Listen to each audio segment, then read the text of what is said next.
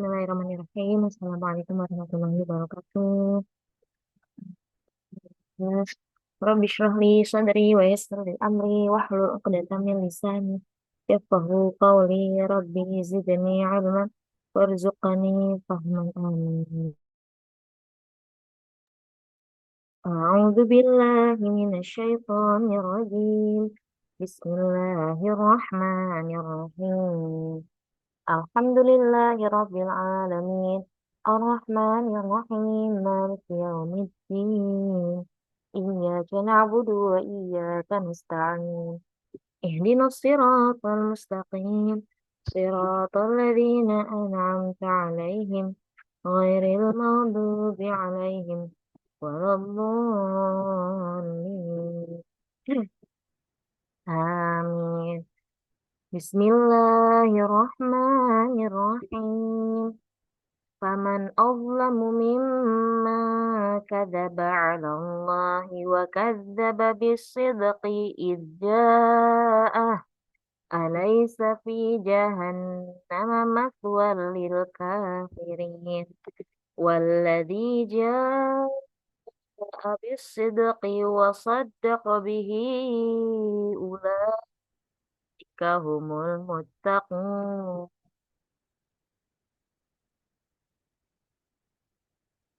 Lahum ma yasha'una 'inda rabbihim dzalika jazaa'ul muhsinin liyukaffirallahu 'anhum aswa'alladzi 'amilu wa yajziyahum ajrahum bi ahsan bi ahsanil ladzi kanu ya'malun.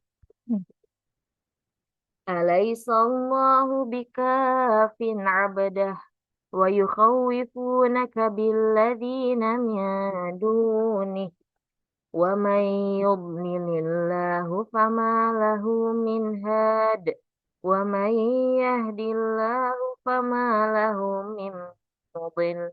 Alaisallahu bi'azizin intiqam.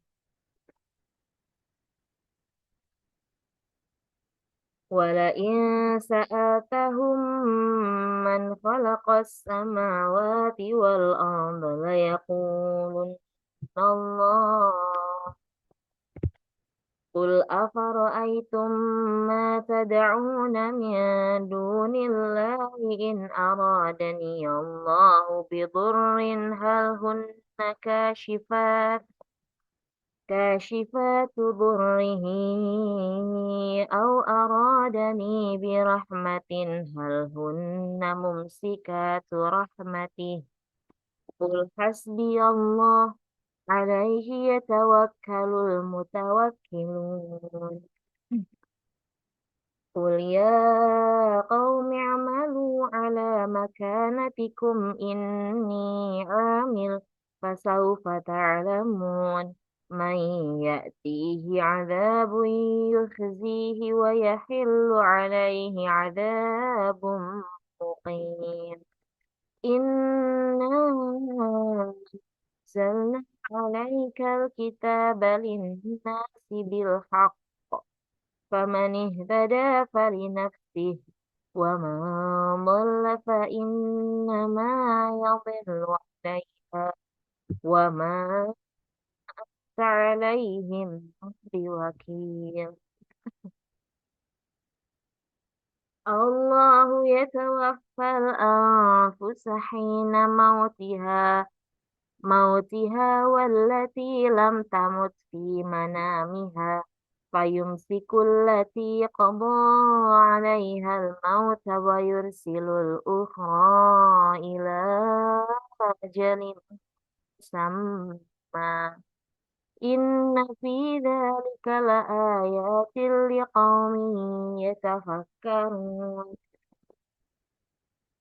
أم اتخذوا من دون الله شفعاء قل أولو كانوا لا يملكون شيئا ولا يعقلون. قل لله الشفاعة جميعا له ملك السماوات والأرض ثم إليه ترجعون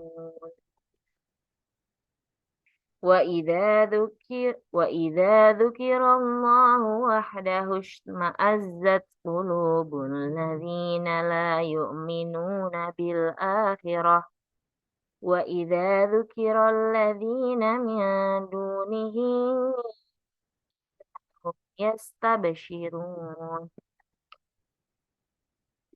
قل اللهم فاطر السماوات والأرض عالم الغيب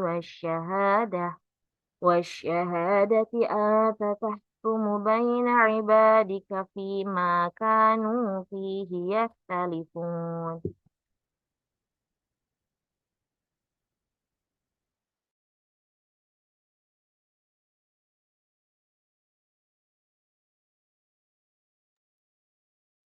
ولو أن للذين ظلموا ما في الأرض جميعا ومثله معه لافتدوا به من سوء العذاب يوم القيامة وبدا لهم من الله ما لم يكونوا يحتسبون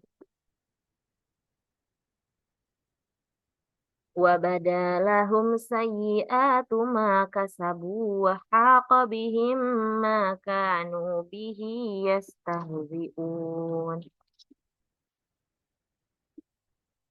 فإذا مس الإنسان ضر دعانا ثم إذا خولناه نعمة منا قال إنما أوتيته على علم بل هي فتنة ولكن أكثرهم لا يعلمون قد قالها الذين من قبلهم فما أغنى عنهم ما كانوا يكسبون فأصابهم سيئات ما كسبوا والذين ظلموا من هؤلاء سيصيبهم سيئات ما كسبوا وما هم بمعجزين أولم يعلموا أن الله يبسط الرزق لمن يشاء ويقدر إن في ذلك لآيات لقوم يؤمنون قل يا عبادي الذين أسرفوا على أنفسهم لا تقنطوا من رحمة الله إن الله يغفر الذنوب جميعا إنه هو الغفور الرحيم وأنيبوا إلى ربكم وأسلموا له من قبل أن يأتيكم العذاب ثم لا تنصرون واتبعوا أحسن ما أنزلكم من ربكم من قبل أن يأتيكم العذاب بغتة وأنتم لا تشعرون أن تقول نفس يا حسرة على ما فرطت في جنب الله وإن كنت لمن الساخرين أو تقول لو أن الله هداني لكنت من المتقين أو تقول حين ترى العذاب لو أن لي كرة فأكون من المحسنين بلى قد جاءتك آياتي فكذبت بها واستكبرت وكنت من الكافرين ويوم القيامة ترى الذين كذبوا على الله وجوههم مسودة أليس في جهنم مثوى للمتكبرين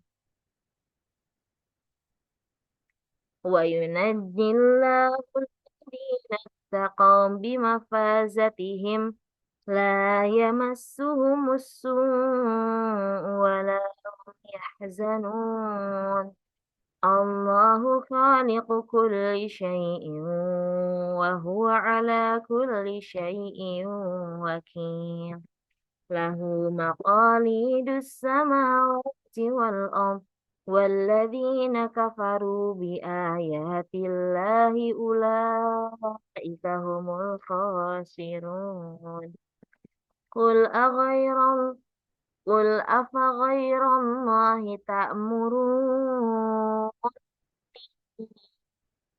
أعبد أيها الجاهلون ولقد أوحي إليك وإلى الذين من قبلك لئن أشركت ليحبطن عملك ولتكونن من الخاسرين بل الله فاعبد بل الله فاعبد وكن من الشاكرين وما قدروا الله حق قدره والأرض جميع والأرض جميعا قبضته يوم القيامة والسماوات مطويات بيمينه سبحانه وتعالى عما يشركون ونفخ في الصور فصعق من في السماوات وما في الأرض إلا من شاء الله ثم نفخ فيه أخرى فإذا هم قيام ينظرون وأشرقت الأرض بنور ربها ووضع الكتاب وجيء بالنبيين والشهداء وقضي بينهم بالحق وهم لا يظلمون ووفيت كل نفس ما وهو أعلم بما يفعلون وسيق الذين كفروا إلى جهنم زمرا حتى إذا جاء فتحت أبوابها وقال لهم خزنتها يأتيكم رسل منكم يتلون عليكم آيات ربكم وينذرونكم لقاء يومكم هذا قالوا بلى ولكن حقت كلمة العذاب على الكافرين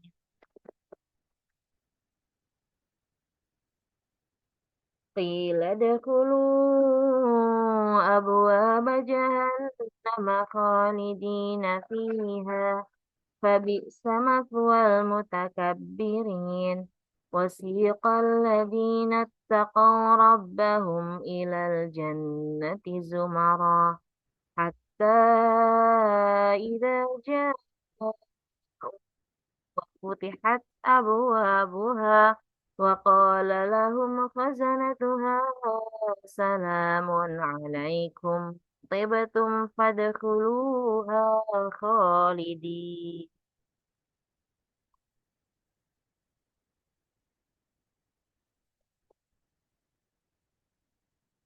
وقالوا الحمد لله الذي صدقنا وعده وأورثنا الأرض نتبوأ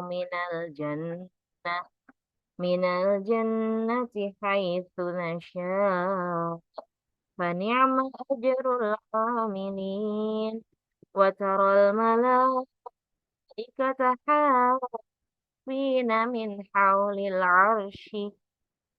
العرش يسبحون بحمد ربهم وقضي بينهم بالحق وقيل الحمد لله رب العالمين.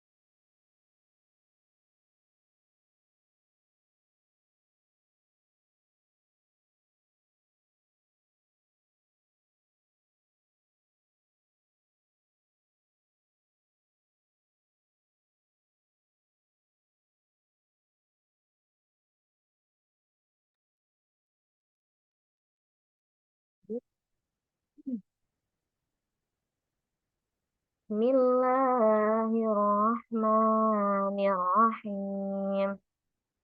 Hamim. Tanzilul kitabi minallahil azizil alim. Ghafirid dzambi wa qabilit tawbi syadidil iqabi dzit لا إله إلا هو إليه المصير ما يجادل في آيات الله إلا الذين كفروا فلا يغررك تقلبهم في البلاد كذبت قبلهم قوم نوح والأحزاب من بعدهم وهمت كل أمة برسولهم ليأخذوها وجادلوا بالباطل ليدحضوا به الحق فأخذتهم فكيف كان عقاب وكذلك حقت كلمة ربك على الذين كفروا أنهم أصحاب النار الذين يحملون العرش ومن حوله يسبحون بحمد ربهم ويؤمنون به ويستغفرون للذين آمنوا ربنا وسعت كل شيء رحمة وعلما فاغفر للذين تابوا واتبعوا سبيلك وقهم عذاب الجحيم ربنا وأدخلهم جنات عدن التي وعدتهم وما صلح من آبائهم وأزواجهم وذرياتهم إنك أنت العزيز الحكيم وقهم السيئات ومن تق السيئات يومئذ فقد رحمته وذلك هو الفوز العظيم إن الذين كفروا ينادون لمقت الله أكبر من مقتكم أنفسكم إذ تدعون إلى الإيمان فتكفرون قالوا ربنا آمتنا اثنتين وأحييتنا اثنتين فاعترفنا بذنوبنا فهل إلى خروج من سبيل ذلكم بأنه إذا دعي الله وحده كفرتم وإن يشرك به تؤمنوا فالحكم لله العلي الكبير هو الذي يريكم آياته وينزل لكم من السماء رزقا وما يتذكر إلا من ينيب فادعوا الله مخلصين له الدين ولو كره الكافرون رفيع الدرجات ذو العرش يلقي الروح من أمره على من يشاء من عباده لينذر يوم هم بارزون لا يخفى على الله منهم شيء لمن الملك اليوم لله الواحد القهار اليوم تجزى كل نفس بما كسبت لا ظلم اليوم إن الله سريع الحساب وأنذرهم يوم الآزفة إذ القلوب لدى الحناجر كاظمين ما للظالم شفيع يطاع يعلم خائنة الأعين وما تخفي الصدور والله يقضي بالحق والذين يدعون من دونه لا يقضون بشيء إن الله هو السميع البصير أولم يسيروا في الأرض فينظروا كيف كان عاقبة الذين كانوا من قبلهم كانوا هم أشد منهم قوة وآثارا في الأرض فأخذهم الله بذنوبهم وما كان لهم من الله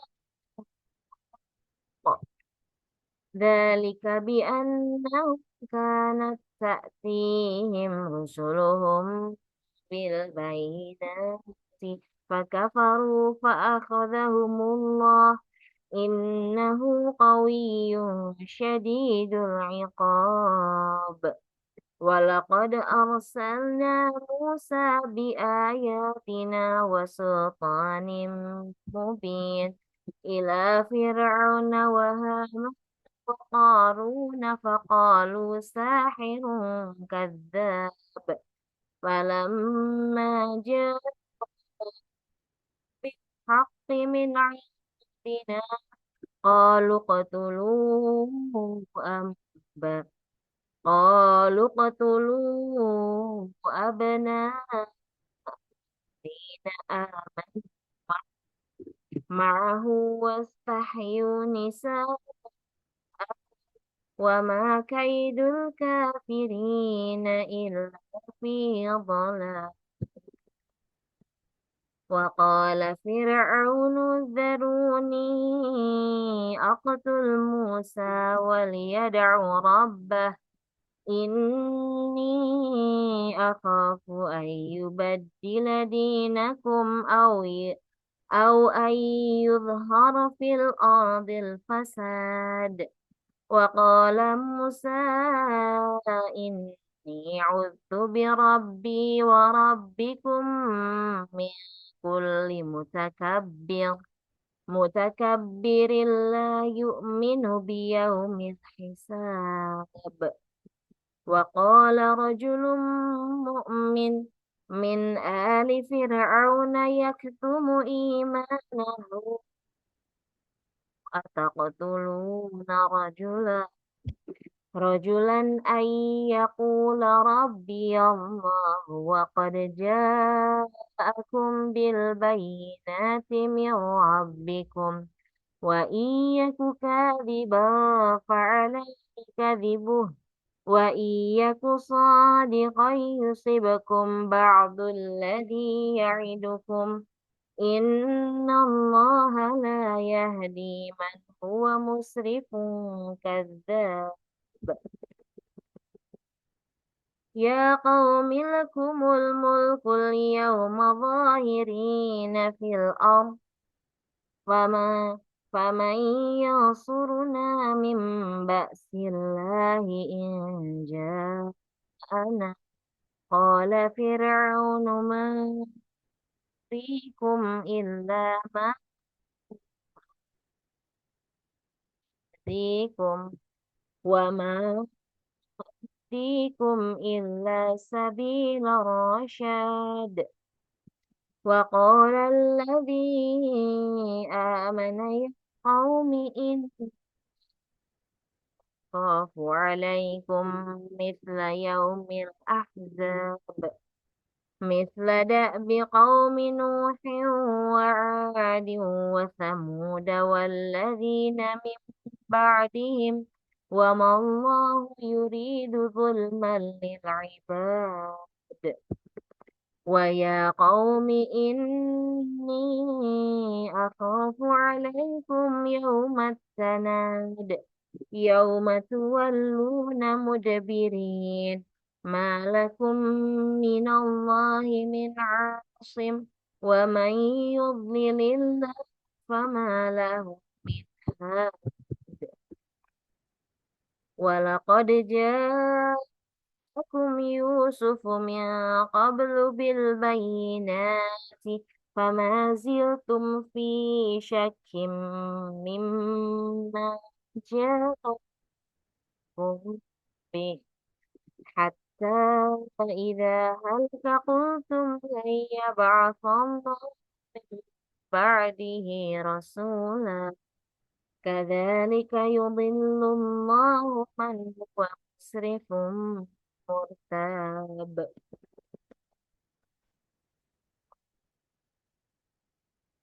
الذين يجادلون في آيات الله بغير سلطان أتاهم كبر مقتا عند الله وعند الذين كذلك يطبع الله على كل قلب متكبر جبار وقال فرعون يا هامان ابن لي صرحا لعلي أبلغ أسباب السماوات فأطلع إلى إله موسى وإني لأظنه كاذبا وكذلك زين لفرعون سوء عمله وصد عن السبيل وما كيد فرعون إلا في تباب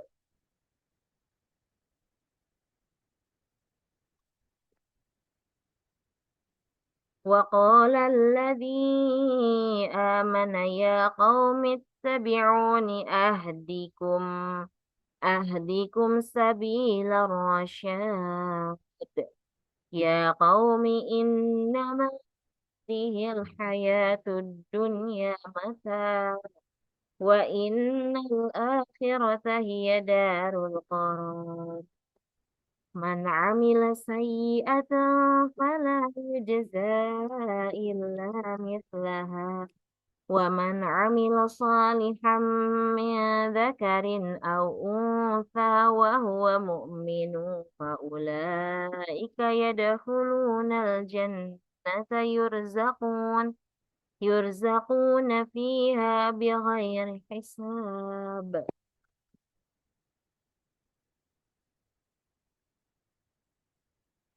ويا قوم ما لي أدعوكم إلى النجاة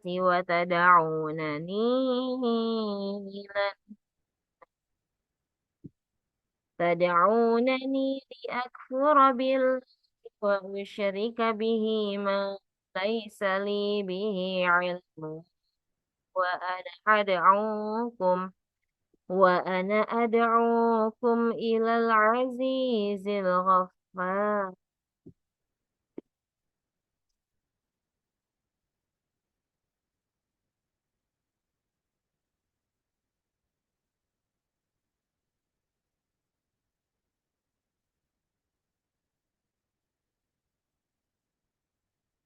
لا جرم أن ما تدعونني إليه ليس له دعوة في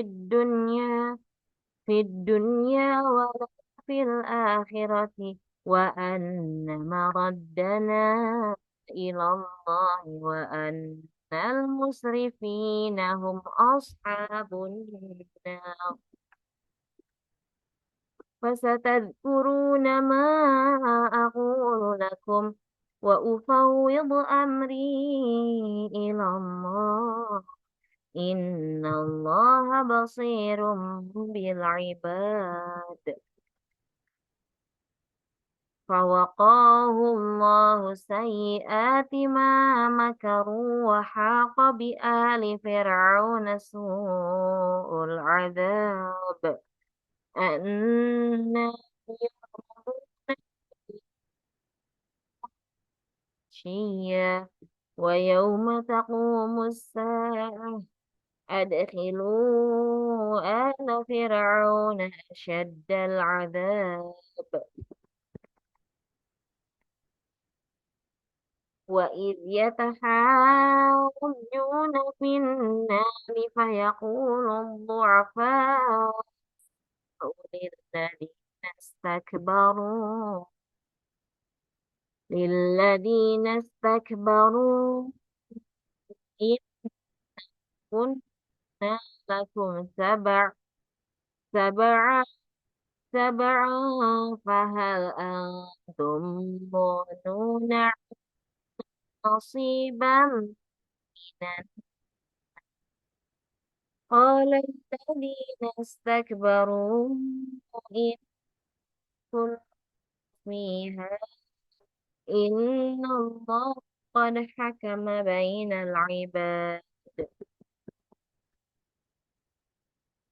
وقال الذين في النار لخزنة جهنم ادعوا ربكم يخفف عنا يوما من العذاب قالوا أولم تك تأتيكم رسلكم بالبينات قالوا بلى قالوا فادعوا وما دعاء الكافرين إلا في ضلال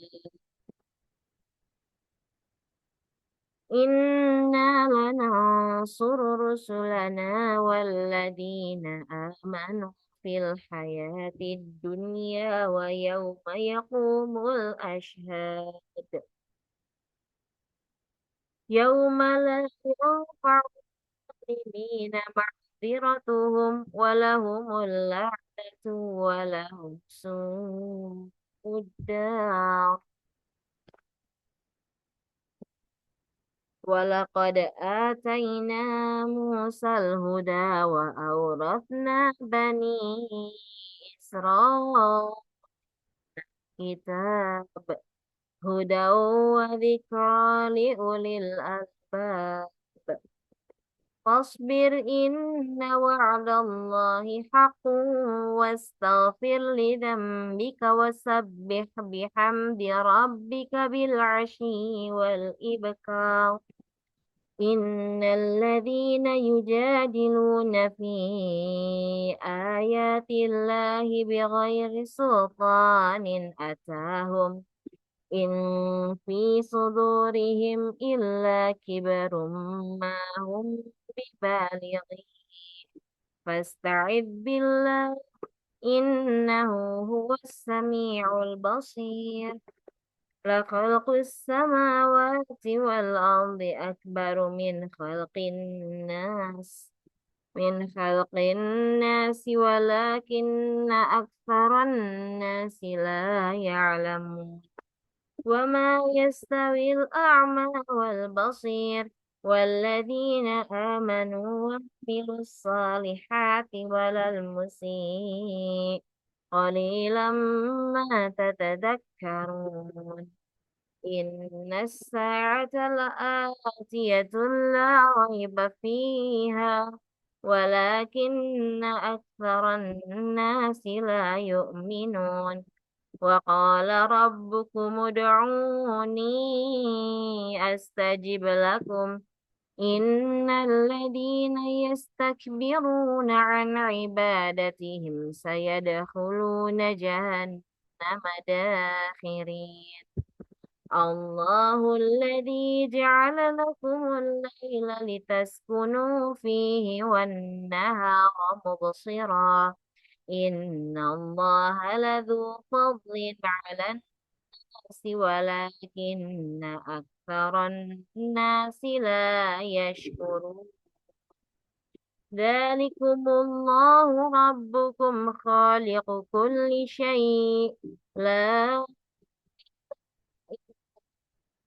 فأنتم تؤفكون كذلك يؤفك الذين كانوا بآيات الله يجحدون الله الذي جعل لكم الأرض قرارا والسماء بناء وصوركم فأحسن صوركم ورزقكم من الطيبات ذلكم الله ربكم فتبارك الله رب العالمين. هو الحي لا يدع مخلصين له الدين الحمد لله رب العالمين. قل إني نهيت أن أعبد الذين تدعون من دون الله ما جاءني البينات من ربي وأمرت أن أسلم لرب العالمين. هو الذي خلقكم من تراب ثم من نطفة ثم من علقة ثم يخرجكم طفلا ثم لتبلغوا أشدكم ثم لتكونوا شيوخا ومنكم من يتوفى من قبل ولتبلغوا أجلا مسمى ولعلكم تعقلون. هو الذي يحيي ويميت فإذا قضى أمرا فإنما يقول كن فيكون.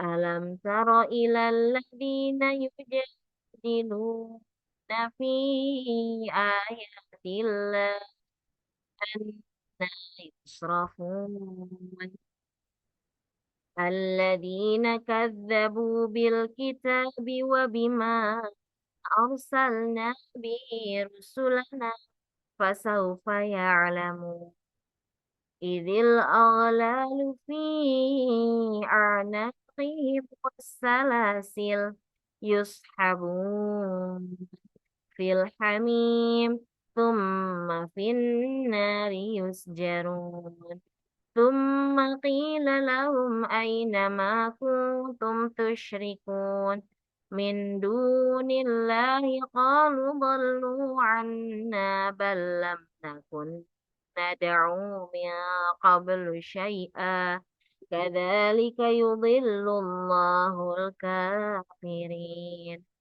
ذلكم بما كنتم تفرحون في الأرض بغير الحق وبما كنتم تمرحون ادخلوا أبواب جهنم خالدين فيها فبئس مثوى المتكبرين. فاصبر إن وعد الله حق فإما بعض الذي نعدهم أو نتوفينك فإلينا يرجعون.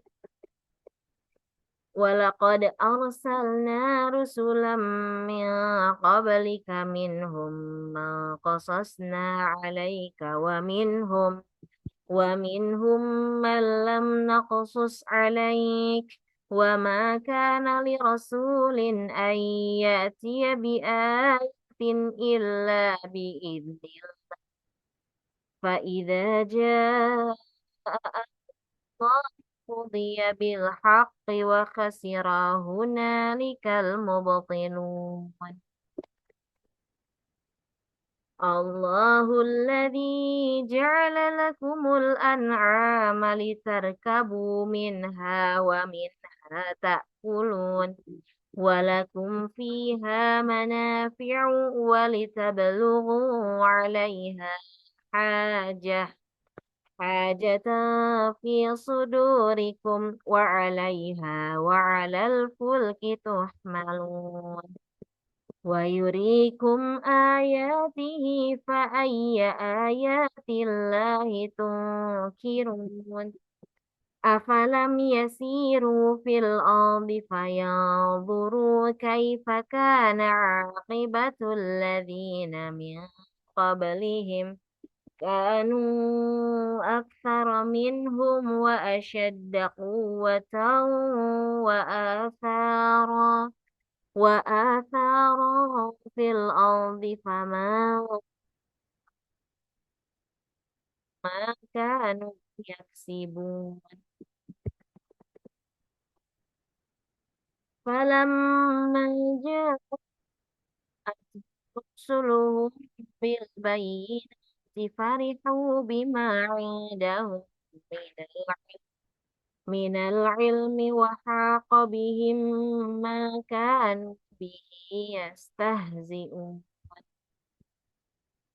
فلما رأوا بأسنا قالوا آمنا بالله وحده وكفرنا بما كنا به مشركين فلم يك ينفعهم إيمانهم بأسنا سنة الله التي قد خلت في عباده وخسر هنالك الكافرون. Surah Fussilat. Bismillahirrahmanirrahim.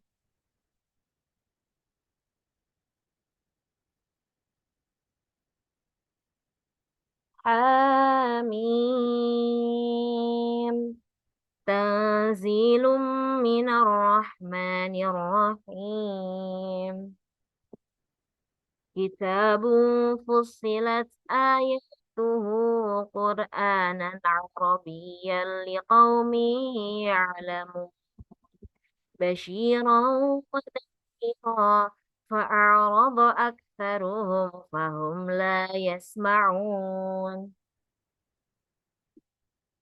wa qalu qulubuna fi akinnatin mimma tad'una إليه وفي آذاننا وقر ومن بيننا وبينك حجاب فاعمل إننا قل إنما بشر مثلكم يوحى إلي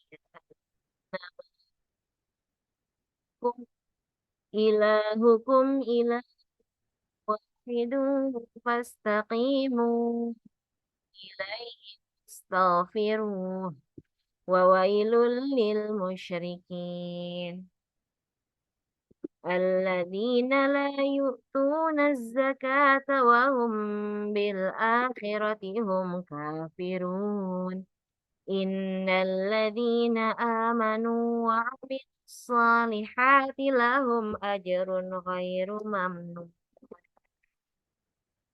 قل أئنكم لتكفرون بالذي خلق الأرض في يومين وتجعلون له أندادا ذلك رب العالمين وجعل فيها رواسي من فوقها وبارك فيها وقدر فيها أقواتها في 4 أيام سواء للسائلين ثم استوى إلى السماء قال دخان فقال له وللأرض ائتيا طوعا أو كرها قالتا أتينا طائعين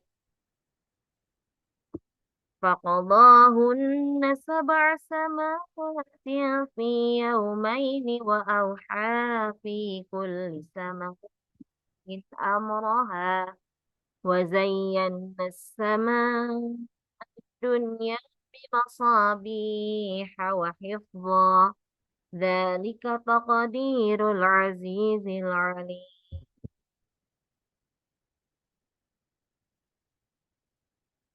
فإن أعرضوا فقل أنذرتكم صاعقة مثل صاعقة عاد وثمود إذ جاءتهم الرسل من بين أيديهم ومن خلفهم ألا تعبدوا إلا الله قالوا لو شاء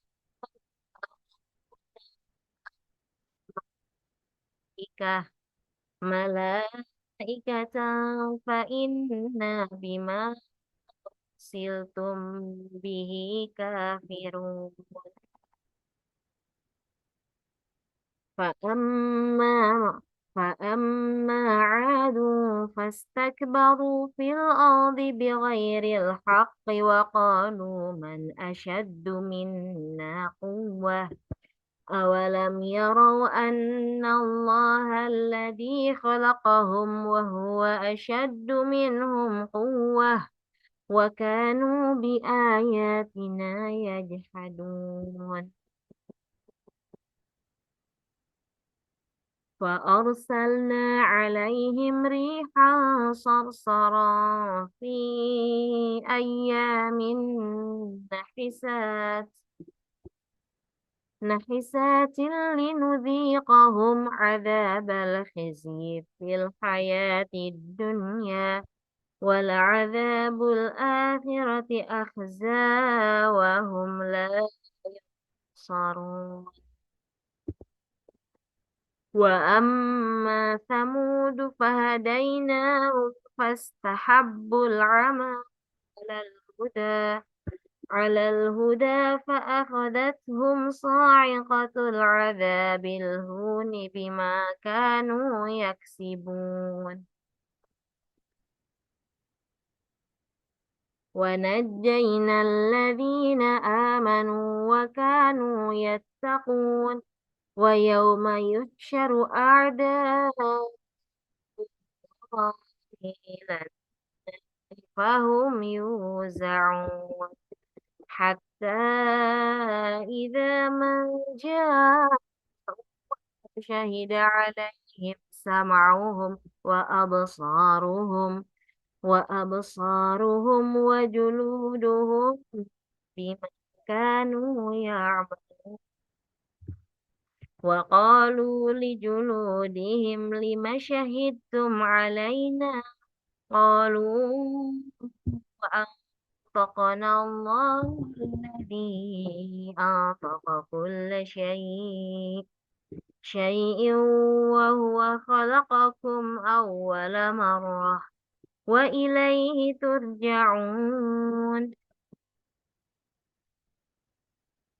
وما كنتم تستترون أن يشهد عليكم سمعكم ولا أبصاركم ولا جلودكم ولكن ظننتم أن الله لا يعلم كثيرا مما تعملون وذلكم ظنكم الذي ظننتم بربكم أرض أرداكم فأصبحتم من الخاسرين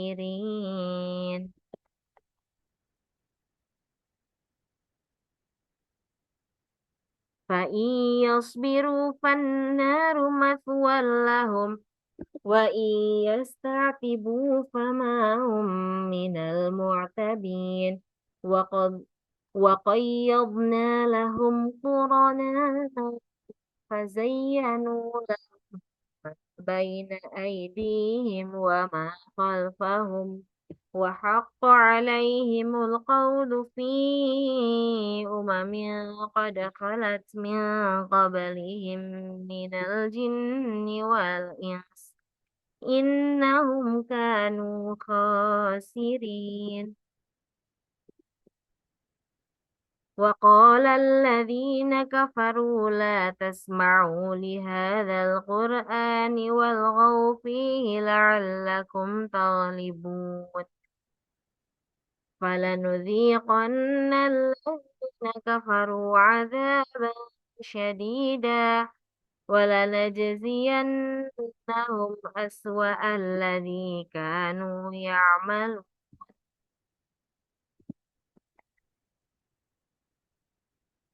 ذلك جزاء أعداء الله النار فيها دار الخلد جزاء بما كانوا بآياتنا يجحدون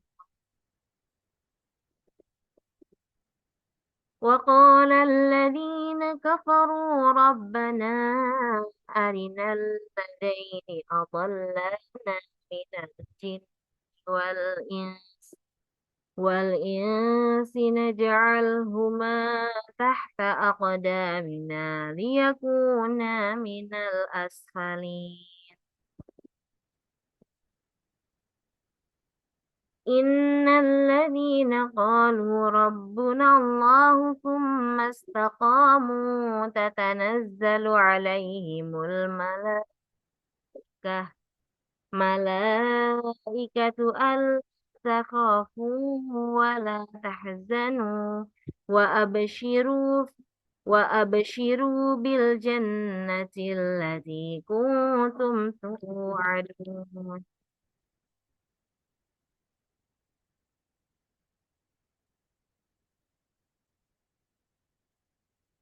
نحن أولياؤكم في الحياة الدنيا وفي الآخرة ولكم فيها ما تشتهي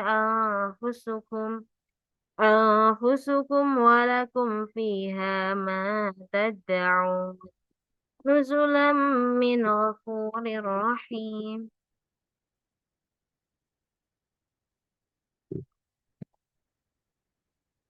ومن أحسن قولا مما دعا إلى الله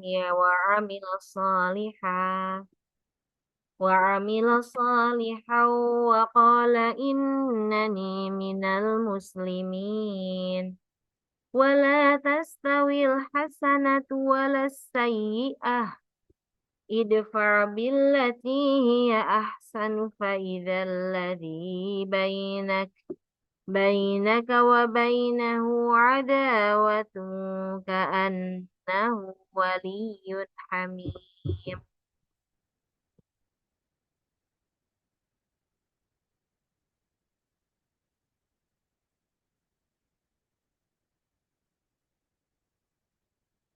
وما يلقاها إلا الذين صبروا وما يلقاها إلا ذو حظ عظيم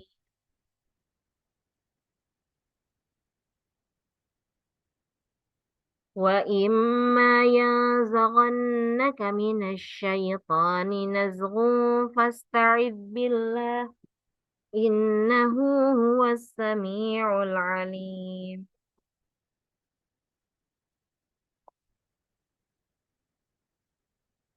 ومن آياته الليل والنهار والشمس والقمر لا تسجدوا للشمس ولا للقمر واسجدوا لله الذي خلقهن إن كنتم إياه تعبدون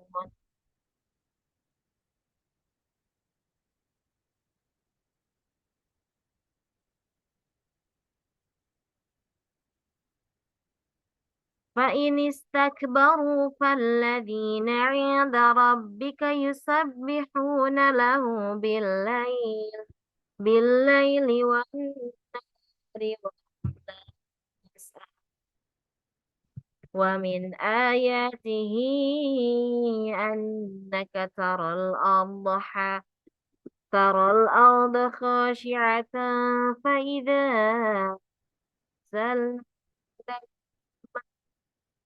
اهتزت وربت إن الذي أحيا الموتى إنه على كل شيء قدير Innal ladzina yulhiduna fi ayatina la yakhfawna alaina afaman yulqa fin nari khairun amman ya'ti amina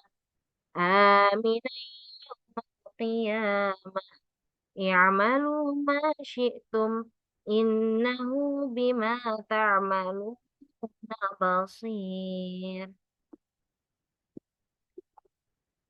Innal ladzina kafaru bidzikri lamma ja'ahum wa innahu lakitabun aziz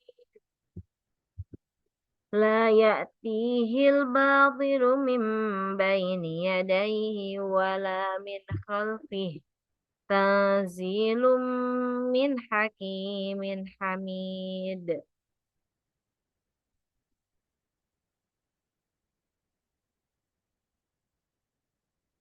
Ma yuqalu laka illa ma qad qila lirrusuli min qablik. Inna rabbaka ladhu maghfiratin wa dhu iqabin alim. Walau ja'alnahu Qur'anan a'jamiyyan laqalu laula fussilat ayatuh a'jamiyyun wa 'arabiy.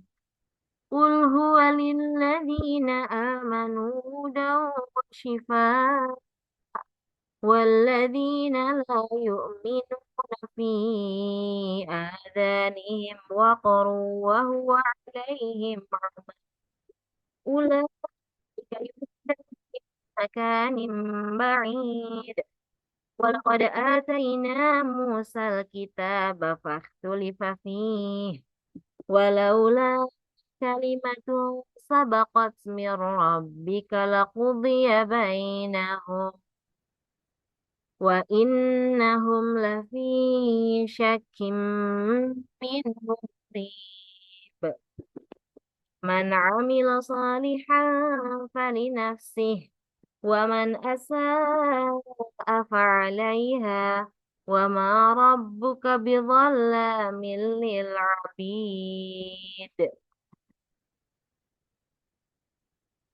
صدق الله العظيم اللهم ارحمنا بالقرآن واجعله لنا إماما وهدى ورحمة اللهم ذكرنا منهم ما نسينا وعلمنا منهم ما جهلنا وارزقنا تلاوته آناء الليل وأطراف النهار واجعله لنا حجة يا رب العالمين الحمد لله رب العالمين وهديني في كل نية صالحة بركة رسول الله صلى الله عليه وسلم شأن لهم الفاتحة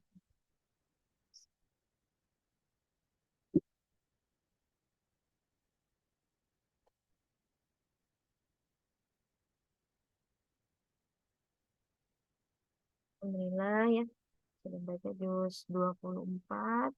Besok lanjut insya Allah juz 25. Nah, tadi kita baca surah dari Az-Zumar ya. Az-Zumar itu artinya adalah kelompok-kelompok atau golongan-golongan. Karena disebutkan di dalamnya tentang kelompok-kelompok manusia yang akan masuk ke dalam surga atau neraka. Allah menyebutkan bahwa manusia akan nantinya dibagi menjadi beberapa kelompok. Itu kelompok orang-orang beriman dan kelompok orang-orang kafir. Nah, kelompok orang-orang beriman nanti akan masuk ya ke dalam surga eh, sesuai dengan amal perbuatannya. Pintu surga itu kan banyak sekali. Kemudian juga yang kafir itu nanti akan mengantri untuk setelah ditimbang mizan oleh Allah, maka nanti akan masuk nerakanya masing-masing. Semua itu ada tempatnya masing-masing ya. Tidak sama, tapi tingkatannya itu berbeda-beda tergantung kebaikan yang dia perbuat atau keburukan kejahatan yang dia perbuat. Ya, ada tingkatannya. Kemudian tadi kita baca juga surah Ghafir, artinya Maha Pengampun. Disebutkan di surah ini tentang sifat-sifat Allah yang Maha Pengampun, Maha Penyayang, bahwa ampunan Allah itu lebih besar ya. Rahmat Allah itu lebih besar daripada azabnya. Jadi kita harus selalu yakin, harus selalu teguh kokoh hati kita ini bahwasanya Allah itu selalu membuka pintu ampunan. Nah, sampai kapan? Sampai nanti kiamat, hari kiamat datang. Pintu ampunan itu telah ditutup. Maka sebanyak mungkin kita karena suka lupa ya, mungkin melakukan kesalahan yang disengaja atau tidak disengaja, mungkin pernah mulut ini menyakiti orang lain. Nah, itu kita mohon ampun, minta maaf dulu pada orang tersebut, kemudian kita mohon ampun kepada Allah. Jadi ketika kita memiliki aib atau orang lain memiliki aib, sebaik mungkin ditutup ya. Cukup kita yang tahu, jangan sampai nanti di akhirat karena kita suka menebar aib orang di dunia ini, maka nanti aib kita di akhirat akan Allah buka ya. Tapi insya Allah kalau kita menutup aib seseorang di dunia ini, kita doakan dia yang baik-baik supaya diberikan hidayah, supaya Allah bukakan mata hati, pintu hatinya untuk bisa menerima kebenaran. Kita doakan orang tersebut ya, itu sangat diperbolehkan. Jadi nanti di akhirat, insya Allah aib kita akan ditutup dan diampuni oleh Allah. Ya. Kemudian tadi juga kita baca surah Fusilat yang terakhir ya. Hmm, Fusilat ini artinya yang dijelaskan atau yang diterangkan. Maksudnya apa? Yang dijelaskan tentang kebenaran Al-Quran dan tanda-tanda kekuasaan Allah. Bahwa Al-Quran adalah petunjuk, pedoman hidup yang paling apa ya, paling utama, yang paling murni kebenarannya ya, untuk seluruh umat manusia. Maka tidak ada yang bisa menyaingi Al-Quran ini ya, atau diganti dengan kitab-kitab lain, itu tidak akan pernah bisa. Dan selalu hukum-hukum yang terjadi di dalam Al-Quran, cerita-cerita Al-Quran itu selalu apa ya, sesuai dengan perkembangan zaman sampai sekarang ini, walaupun dia dari 1500 tahun yang lalu dari zamannya Rasulullah, tapi seiring berkembangnya zaman sampai sekarang itu ternyata fenomena ataupun eh, semua hal yang terjadi dalam Al-Quran itu selalu relate dengan perkembangan zaman, tidak pernah ketinggalan. Begitulah bahwasanya Al-Quran itu murni benar-benar diturunkan dari Allah yang maha kuasa, yang maha mengetahui segala yang belum terjadi. Siapa selain itu, kita harus selalu berpegang teguh pada Al-Quran ini. Semakin kita pelajari Al-Quran itu semakin luas ya. Tidak ada akhirnya ya dalam mempelajari Al-Quran. Dari segi bacaannya berpahala, tiap hurufnya berpahala, dibaca kemudian diamalkan berpahala. Kemudian kalau tidak bisa membacanya, kita ulang-ulang tiap huruf, tiap ayatnya juga banyak sekali pahalanya. Apalagi diamalkan. Sangat luar biasa. Kemudian eh, juga disebutkan ya bahwasanya kita akan diuji dengan segala perhiasan di dunia ini. Nah, segala sesuatu yang buat kita senang, bahagia, puas pada kehidupan ini. Apa saja? Harta benda, ya, rumah, mobil, semua. Kemudian kekuasaan, jabatan, kuasaan. Kita punya apa ya, pengaruh di masyarakat atau yang lainnya. Kemudian misal kita diberikan popularitas atau ketenaran ya, apapun. Bahkan dari keluarga pun, keluarga, anak, istri, semua itu adalah perhiasan dunia. Nah, bisa membuat bahagia seseorang dan tapi bisa juga membuat menjadi sumber kesedihan dan kekecewaan jika tidak dikelola dengan baik dengan aturan yang telah Allah tetapkan.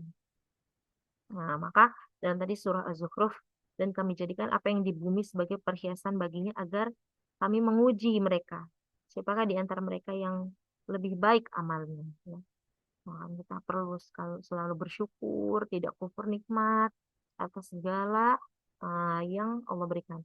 Nah, katanya kalau kamu hitung-hitung nikmat Allah, maka sungguh tidak akan pernah bisa, karena tidak ada bandingannya. Ya. Nah, makanya kita selalu bersyukur dengan apa? Dengan menambah ketaatan kita kepada Allah Subhanahu wa taala. Jadi semua itu kita harus hati-hati ya. Nah, kalau manusia setiap muslim itu dia paham dengan hukum-hukum Allah, paham dia bagaimana Islam diajarkan dengan penuh damai ya, dengan penuh jalan yang lurus. Maka dia akan penuh hati-hati, was-was. Oh, aku kalau berkata seperti ini menyakiti hati orang nggak ya? Dia hati-hati. Oh, aku kalau melakukan perbuatan ini menyenangkan orang orang lain nggak ya? Atau merugikan banyak orang? Dia itu selalu berhati-hati.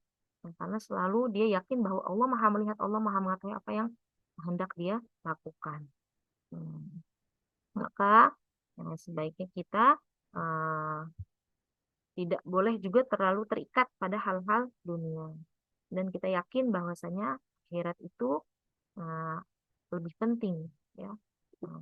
Kita melakukan semuanya ini adalah untuk uh, tabungan amal soleh kita, insya Allah ya. Semoga Allah nanti akan menjadi saksi kita di yaumul qiyamah. Amin ya rabbal alamin. Kan? Ya. Semoga bermanfaat. Nah, dengan baca doa kafaratul majlis, subhanakallahumma wa bihamdika, nashhadu an la ilaha illa anta, nastaghfiruka wa natubu ilaik. Mata dulu ya, boleh yang mau onten silakan.